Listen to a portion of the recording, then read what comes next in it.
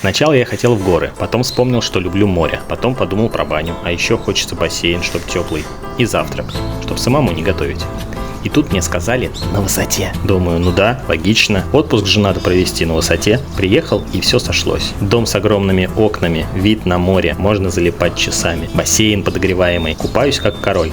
Завтрак вкусный, баня на дровах. Ну все, жизнь удалась. А тут еще можно с собакой. Есть мангальная зона и кафе с классным видом. Короче, если ищете идеальное место, вам сюда.